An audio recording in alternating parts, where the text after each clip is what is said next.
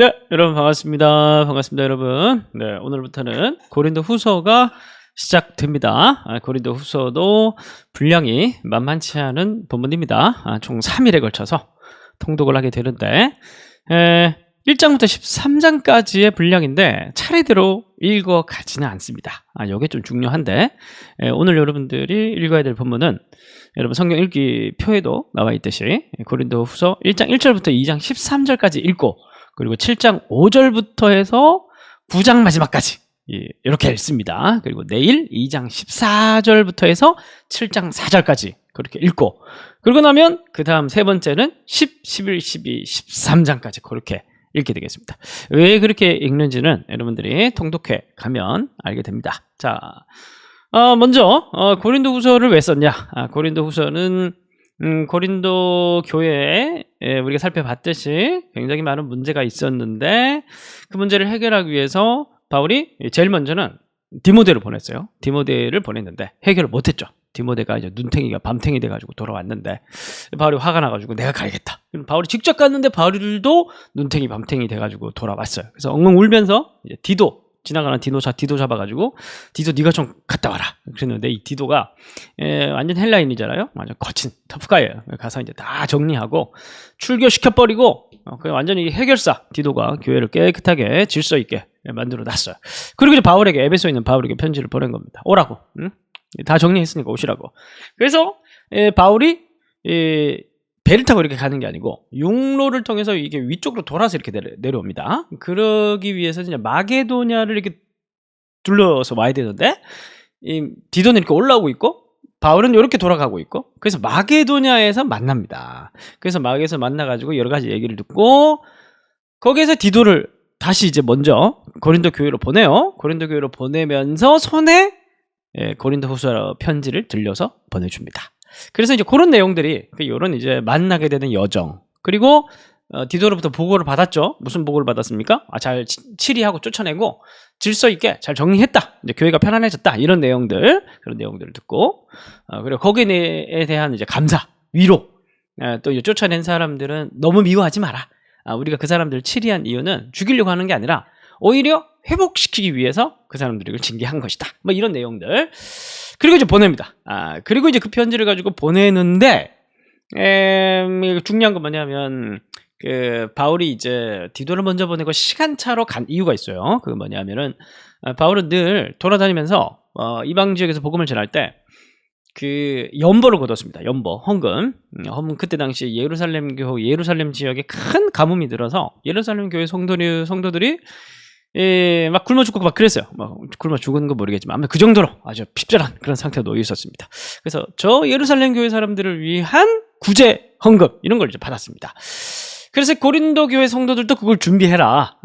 그 메시지까지 같이 편지에 넣어서 보냅니다. 그래서 내가 이렇게 먼저 보내는 이유는 너희들이 헌금을 억지로 하지 않도록.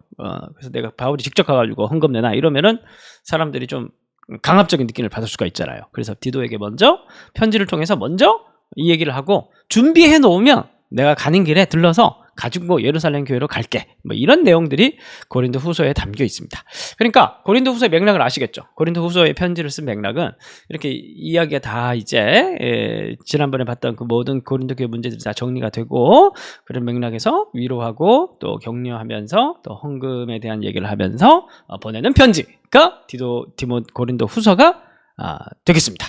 자, 물론 이제 여기 다른 맥락에 또 하나가 더 있는데 그거는 내일 통독 본문입니다. 그건 내일 다시 설명을 드리도록 할게요. 자, 그래서 오늘은 먼저 고린도 후서 1장 1절부터 2장 13절까지를 봐야 되는데 그러면 핵심은 위로예요. 위로. 왜 위로하는지 알겠죠? 아까 설명드렸죠? 그래서 1장 3절부터 해서 11절까지 쭉 이제 먼저 앞에 인사가 있고 그 다음에 감사 기도가 있는데 여기 이제 편지가 시작할 때 늘 인사, 감사, 기도 요거는 늘 전형적인 형식이에요. 그런데 요 감사 대목에서 바울은 위로라는 말을 굉장히 많이 씁니다. 1장 4절을 보시면 모든 위로의 하나님이시며 우리의 모든 환난이 우리를 위로하사 하나님께 받는 위로로서 능히 위로하게 하시는 이로다. 그리고 5절도 보면 그리스도 고난 우리 넘치는 우리도 받는 위로도 그리스도로 말미암아 넘친다. 그리고 뭐 6절에서 너희의 위로와 구원을 막 위로하는 말이 막 토할 정도로 많이 나옵니다. 엄청나게 많이 나와요. 그리고 7절까지 위로가 계속 나옵니다. 이제 뭐냐면 지금 바울이 이제 위로하고 싶은 거죠. 자, 그런데 여러분 이제 통독을 하면서 이제 위로는 그럼 뭐 어떤 것이 위로인가? 뭐 이런 생각을 좀 해볼 수가 있겠죠. 여기서 참 그 핵심이 뭐냐면 5절 보시면 그리스도의 고난이 우리에게 넘친 것 같이 우리가 받는 위로도 그리스도를 말미암아 넘치는도다. 이제 우리가 이제 위로라는 걸 할 때 좀 뭐랄까 인문학적으로 좀 그렇게 이제 위로를 할 수가 있잖아요, 그렇죠? 뭐 실존주의적 관점에서 뭐 스토아 아니면 철학자들의 관점에서 위로라는 거는 이 고난이라는 거는 우리의 존재의 확인이고 성찰이고 성숙을 위한 도모이고 뭐 이런 식으로 사실 그런 좀 목적론적인 관점이나 뭐 이렇게 해서 우리가 다른 사람이 고난을 당할 때 뭐 그렇게 설명할 수가 있습니다. 근데 그건 전부 다 인문학적 관점이에요. 물론 그렇게 설명한 게 나쁘다는 게 아니고 틀렸다는 건 아니에요. 그냥 그게 완전 본질적이고 정확하다는 말은 아닙니다. 바울이 얘기를 하듯이 구속사적 관점에서 고난도 봐야 돼요. 그러니까 뭐냐면 5절 다시 보면 그리스도의 고난이 우리에게 넘친 것 같이 우리가 받는 위로도 그리스도를 말미암아 넘치는도다. 결국 우리도 위로를 어디에서 받냐 하면 뭐 이렇게 고난을 받으면 내가 더 성숙하겠지. 뭐 그래서 그런 게 아니라 예수님의 고난 안에 우리의 고난도 포함되어 있는 거예요. 예수께서 우리를 위해서 고난을 당하셨듯이 죽으셨듯이 이제 우리가 당하는 고난도 그리스도의 그 죽으신 고난 안에 포함이 되어 있는 겁니다. 이해가 되십니까? 구속적 관점. 그러니까 여러분 내가 당하는 고난 이걸 내가 잘 참으면 내가 진주같이 내가 아름다운 보석이 되겠지. 안 될 수도 있어요. 많이 고난 당하다 보면 성격만 더 더러워질 수도 있고 늘 그렇게 안 될 수 있어요. 중요한 건 뭐냐 하면 우리의 고난은 예수님의 고난 안에 있다라는 거. 그리스도 안에 우리가 있다는 사실을 늘 명심하면서 우리의 고난이 절대 그리스도 밖에 있는 고난이 아니라 그리스도 안에 있는 고난이라는 사실. 그래서 우리가 이 고난을 당할 때는 내가 예수님께서 나를 위해서 죽으신 거 예수님이 십자가의 고난에 내가 함께 동참하고 있구나. 시간을 떠나서 그 안에서 연합된 상태로 내가 그 고난에 동참하고 있구나. 이런 뭐 예를 들어서 여러분들이 교회에 지금 이제 고린도 교회에 많이 문제가 생겼잖아요. 어려움이 생겼잖아요. 이 어려움 때문에 사람들을 쫓아내고 그리고 또 상처 있고 막 그런 분란들이 있었어요. 얼마나 심적으로 힘들었을까요? 그죠? 회사 생활도 회사 생활도 힘들어지면은 스트레스 많이 받지만 교회 생활도 어려우면 스트레스를 많이 받아요. 그러면은 그 어려움 때문에 당하는 그 스트레스와 고난, 내 이런 고난, 그리고 이런 고난을 잘 견디면 나중에 성숙하겠지. 이게 아니고 이 고난은 어디 안에 있는 고난이에요? 예수님 안에서 당하는 고난인 거예요. 그러면 이거는 뭐예요? 단순히 뭐 성숙 이런 차원이라기보다 예수님의 고난에 참여하는 거예요. 그분과 하나가 되는 거고 고난이라는 주제로 그분과 하나가 되는 거고 우리는 십자가를 더 깊이 사랑할 수 있고 더 깊이 경험하게 되는 그 통로로 우리의 고난이 사용되어진다는 겁니다. 이게 이제 구속적인 위로, 구속적인 고난이라고 이제 얘기할 수가 있는 것이죠.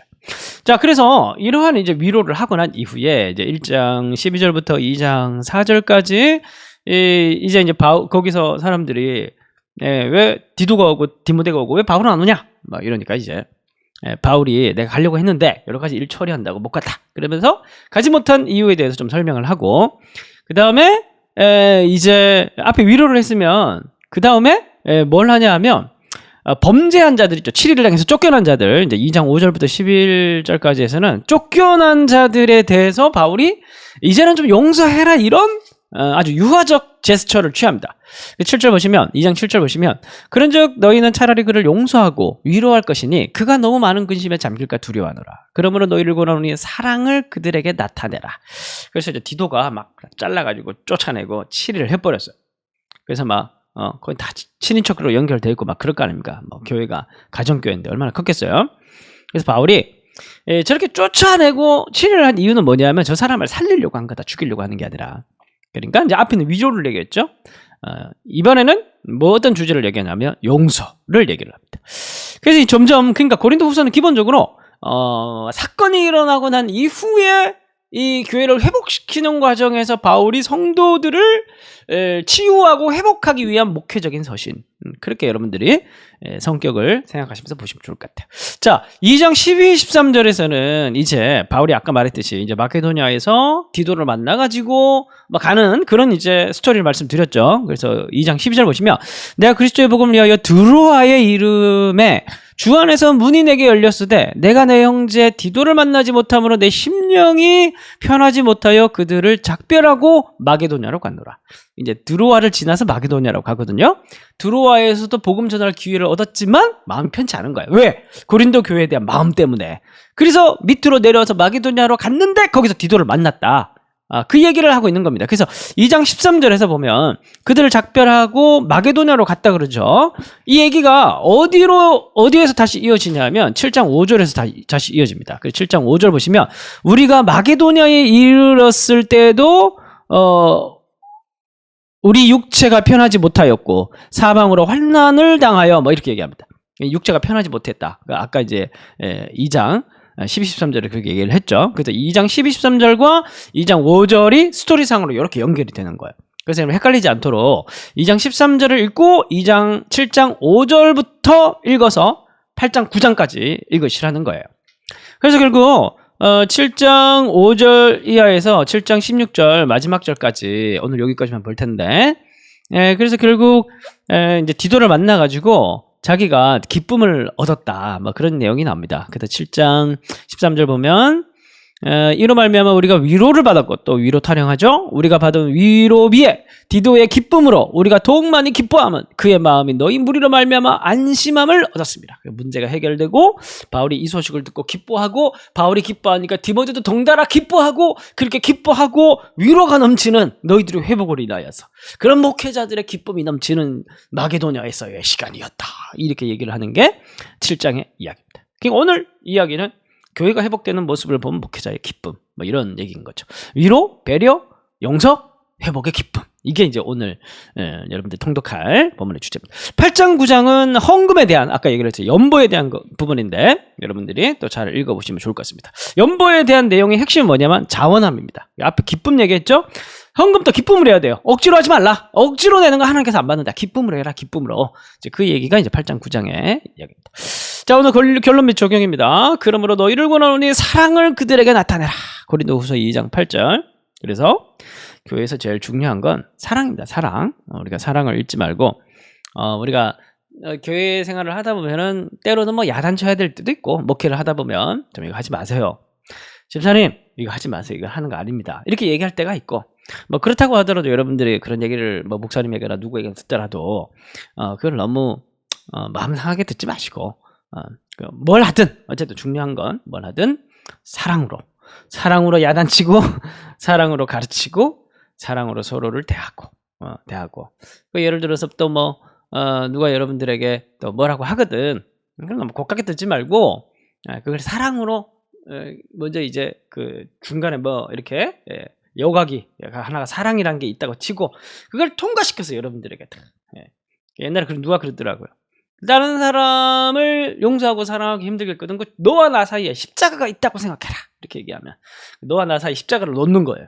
그러면 이제 이 말과 행동이 이걸 통과해서 내게 오거나 내가 이걸 통과해서 저 사람에게 간다고 생각하면 저 생각하는 게 좀 달라지지 않겠냐. 뭐 그런 얘기를 또 하더라고요. 뭐 십자가든 사랑이든. 어쨌든 중요한 건 교회는 이러한 배려, 사랑, 용서, 위로, 구속적인 회복 이런 것이 있을 때 참된 우리가 평안함을 누릴 수가 있습니다. 그런 것들을 잘 훈련하고 또 실천할 수 있는 저와 여러분들이 되었으면 좋겠습니다. 기도하고 마치겠습니다. 하나님, 오늘 교회가 회복된 모습을 보면서 기뻐하는 바울의 모습을 살펴봤습니다.